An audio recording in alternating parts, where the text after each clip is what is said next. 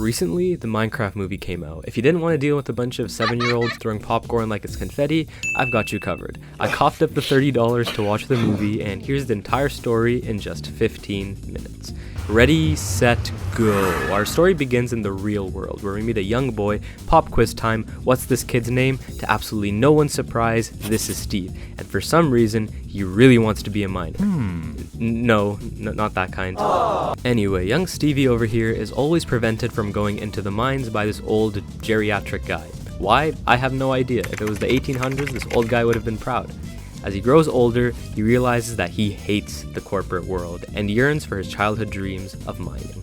So, as a 55-year-old man, he confronts this old guy again, who I'm surprised is still alive to this day. Anyway, he breaks his ankles and heads down to the mines where he's able to finally fulfill his dreams. Wait, is that the Tesseract? Well, I guess Marvel and Minecraft are now canonically related, as this mysterious cube with a crystal shell allows you to travel from real life into Minecraft. Now, I'm not sure what kind of shady texture pack this is, but they did the sheep dirty. Here in this world, Steve makes a friend that will be really important for later, a wolf named Dennis, and with the power of friendship, they create a wonderful world. Wonderful in most aspects. You see, the duo soon find another portal, and upon entering it, they enter this hellish landscape. This area, called the Nether, is ruled by some evil piglins, their queen being the evil Malgosha, who has some serious gamer posture issues and a really strong love for gold. Well, it's not long until she kidnaps Steve and Dennis, and now she finally got what she wanted, that Tesseract.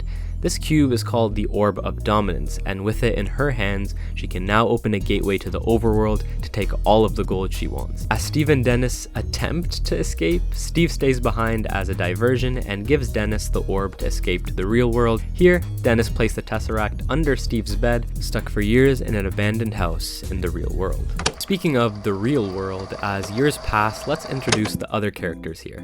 Starting with Garrett Garrison, aka the Garbage Man. Now, if you're wondering why that guy has some 2013 username, it's because he was a gaming champion in 1989. However, times have changed for him, and now his retro gaming shop is at risk of shutting down for good. So, like any other smart investor, he goes to a storage auction where an old school Atari is up for grabs in one of the lots.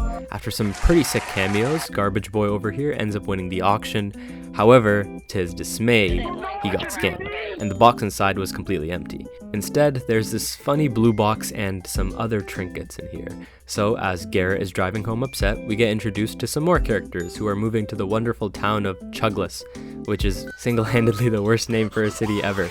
Introducing Natalie, an orphaned older sister who got a full-time job in this small town, and her younger brother, Henry, a bright student who likes inventing things. As they pull into their new home, we meet Dawn, who seems to be their realtor, and keeps animals in her car like it's penguins of Madagascar.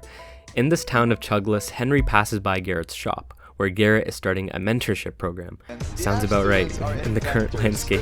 Henry is intrigued by the store, but he has to go to school. We meet his principal, who has no lore besides the fact that she's been divorced for 20 years, but we have no time for that. It's art class time. Henry's inventive behavior earns him some classic bullies who don't believe that Henry can build a jetpack. Little do they know, my boy Henry over here basically had an internship at NASA and schools these clowns by making a jetpack in a 1-minute montage. Unfortunately, these imbeciles cut a red wire, which makes Henry's jetpack fall straight into Natalie's workplace. Not only was Natalie not able to make a good first impression, but now Henry will probably be expelled for terrorism. So, in order to get out of school, Henry calls Garrett to pretend to be his uncle, and they get off scot-free. As they escape to Garrett's house, Henry is discouraged from creating because of those bullies, and they rediscover that weird Tesseract thing. Curiosity gets the best of them, and they combine the orb and crystal, which reopens the portal in the mines. They know they shouldn't go towards it, but hey, greed always wins, and the promise of treasure is far too appealing for Garrett. They head into the mines whilst Natalie contacts Dawn to try and find her missing brother. As she finds out that he blew up a building, she also finds out that his location is at an abandoned mineshaft. You know, regular middle schooler activities.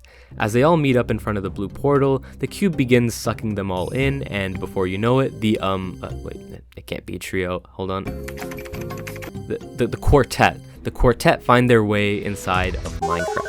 As they try to communicate with the sheep and figure out where they are, a villager actually ends up going through the portal. You'll see why this is important later, trust me. For now though, let's take a look at the evil Malgosha's plan in the Nether. Since the cube is now in the Minecraft world, it allows them to accomplish their plan. Malgosha, with Steve in her dungeon, goes down there to give him an ultimatum. Either retrieve the cube for her, or she will kill his dog, Dennis. So, in the overworld, naturally, it becomes nighttime, and the Fire Nation begins to attack. Garrett falls into a ditch while the rest of them are getting cornered by skeleton jockeys. Like a caveman discovering fire, Henry discovers that if you fracture your metacarpals on logs, you can break them to craft planks. With the impending Byzantine Empire upon them, Henry not only is a NASA engineer, but reincarnates as Emmett from the Lego movie and goes full master builder to build them a shack for them to survive. However, this is at cost of the cube, which remains on the ground. But it's okay, because Garrett over here is able to retrieve it, right?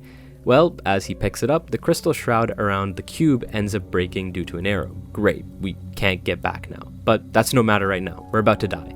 Garrett is just barely able to escape to safety, and as Garrett escapes up, the zombies actually also end up squeezing their way inside. With their backs against the wall, it's over. Just another hardcore world ruined. Unless a strange magical chubby man in his 50s ends up massacring every single one of these zombies, soloing every undead mob in the area. Who could this hero possibly be? I am Steve. You see, Steve here double-crossed Malgosha, and as Steve questions them, he notices that the crystal surrounding the cube is broken. This means that they won't be able to escape back to the real world until they find a spare, which happens to be found in a woodland mansion. So well, I can't call them a quartet anymore, but hold on. The quintet make a plan to go to the village to gear up and get on their way to the woodland mansion. Here in this beautiful village, we learn that Steve has a secret stash where they can prepare for the mansion. We see a pretty familiar pig as we come across another iconic area from the movie. Steve's lava chicken, where he quite literally incinerates a chicken alive with the bucket of lava. Chicken aside, in the Nether, Malgosha's plans aren't going as she'd like. She learns that Steve betrayed her, and now she's sending General Chungus, yes, that's his name, to go and stop him. The quintet split up. Natalie and Dawn go to look for a map while Steve and the other guys gear up. And it wouldn't be Minecraft if we didn't learn how to craft in this game, right? So whilst Garrett creates buck chuckets, Henry over here decides that melee weapons aren't his style and instead crafts a Glock 17 because you can never be too strapped in Minecraft. As he's testing out his Glock, Garrett pulls Steve aside to basically bribe him. Garrett's whole reason for going here was to get riches in the game that Steve promised, and as a consequence, he won't give him the orb unless they get it first. So our plan takes a bit of a detour.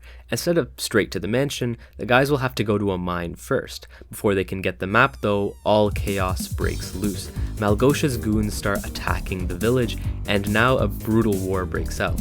Henry ends up sniping a couple fools while Garrett nearly dies trying to take on Chungus over here. Now the quintet really splits up, as they both make plans to meet up at the mansion later and diverge for now. So the guys make their way up a tower, and for some reason they have an elytra. As Steve only brought two, he climbs onto Garrett's back as they leave the village for Steve's mine in the mountains. After nearly becoming an R-rated movie, they're able to escape being cornered as they head to the mines. It's at this point that we learn about Malgosha's lore. She basically was a dancer in Nether's Got Talent? Yeah, you can't make this stuff up. Her dance is, it's pretty trash. And this ends up in her banning creativity and free will in the Nether from her bad experiences. Speaking of Malgosha, as she plans to unleash a full-out hunt for the cube, her latest creation is now unveiled. She creates a massive pig monster called the Great Hog. Pause. Anyway, Chungus gets brutally murdered, and at this point Malgosha's like, screw it, she orders to kill Steve to get the orb. Here in the overworld, we finally get a look at what Natalie and Dawn are up to. They find a wolf, and after taming it, they realize that this is Dennis, Steve's dog. And just like that, Dennis is able to lead Dawn and Natalie towards the woodland mansion. But first, we need to take a slight detour towards the mines. As Garrett nearly dies to a vegetable, it ends up opening the proper lever to Steve's stash. Henry over here seems totally betrayed that they came here just for some diamonds, but we don't have any time for an emotional scene right now, as we're being chased after by Malgosha's army. so they make a quick escape using the nearby minecarts. Unfortunately though, like all subway services, this one requires some maintenance. Clearly this guy hasn't played Minecraft enough, as for some reason his creeper farm is connected to his rail system. Before this movie ends up morphing into Oppenheimer, Garrett pushes the minecart. Meanwhile, the Great Hog has to deal with a nuclear fallout. Now that we've escaped, we finally have an opportunity for an emotional cutscene. Garrett basically spills the beans and talks about how he's broke, and these diamonds would help restore his former glory.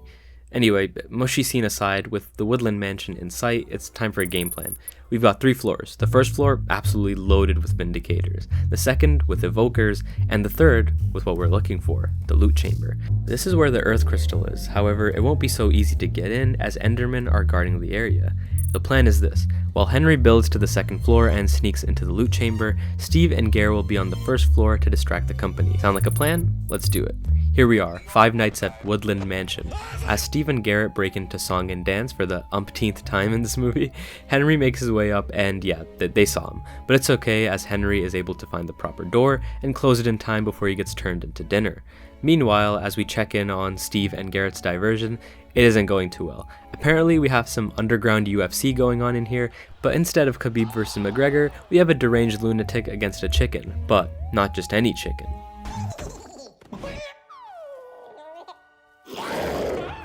Chicken jockey! Yeah, if I didn't include that line in the video, I'd have an army of 7-year-olds trying to break down my door. Speaking of 7-year-olds, Garrett is absolutely getting curb stomped by this child. The pressure is on for Henry, as he's finding literally anything but the crystal. But with one more chest to go, he finds what he's looking for. The only problem is what's behind him. And I don't know what kind of genjutsu this Enderman is using on this poor kid, but he throws a few haymakers and ends up murdering it. Just as that happens, Steve pulls out a Luigi on the zombie, and just like that, they make a grand escape out of the mansion. Except, it's not as simple as it seems. Malgosia and her troops have been waiting outside the Woodland Mansion for when they cross the bridge. Suddenly, she sucks the cube into her staff and runs away, leaving her piglins to bomb the bridge. Garrett then pulls off an elite tactic. He basically throws a child onto one of these gassed Uber things, but in a change of heart, he chooses to sacrifice himself for the team. An incredible tale. We got to know him so deeply and see his character progress. And now, it's time to say goodbye. Rest in peace, Garrett Garbage Boy. You will never be forgotten. Meanwhile, on the Ghast, the two experience a little bit of turbulence, and conveniently enough, they end up crashing right into a mushroom house that Natalie and Dawn built. Steve is reunited with his lost dog as they recover from their injuries, whilst in the interim, Malgosia places the cube on top of the nether portal to plunge the world into darkness, thus beginning her plan of reaping the world of its resources. Seeing this, Steve and the gang have only one option left: to stop them and take the cube back by force. We get this epic preparation montage over here, and before we know it, they've made the preparations to fight back. As they approach the battlefield, they decide to make an army of iron golems. Also, they give this one iron golem performance enhancing drugs, and now he's basically Usain Bolt. Obviously, these pigs are no match for the iron golems, and as Natalie helps with some melee attack, Henry puts his Glock 17 into some good use as well. The only major problem is the Great Hog, but it's no matter because we have our PED iron golem to take care of it. This leaves Malgosia and Steve all alone.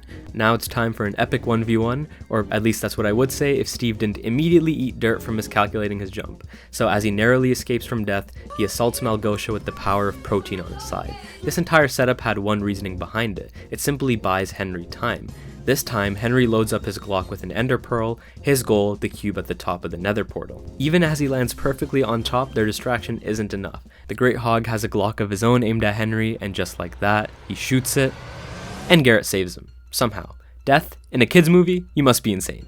Anyway, now that Garrett knows how to operate a ghast, they're able to launch a perfect fireball which destroys the portal for good, releasing the cube and returning the light. Malgosia's plan is shred to pieces, and to make it worse, the Great Hog gets a fatal concussion, and as her body declines with the unfavorable conditions, it's all over for good. With the world saved and the portal home restored, Henry makes his decision. He, along with his friends and Dennis, will return to the real world. As they leave to return to their home, Steve too thinks about returning to what is his real home, and eventually, he leaves too to join them. Back home, Garrett's store returns to its former glory, Natalie becomes female John Wick, and Henry fixes the jetpack he made. As Steve returns home, he meets with the person who took his home after his departure, Alex, and as they talk, all loose ends are finally tied together. Except There remains one question from earlier. If you remember, a villager escaped the confines of the Minecraft world. What happened to that villager? It turns out that the secret villain is this villager all this time. And if you look really closely, do you know who he resembles? Yes, that's right, the Brian himself. There's only one possible explanation. He's after the cube himself. But that's just a theory. A game theory. Oh. Well, why am I not surprised?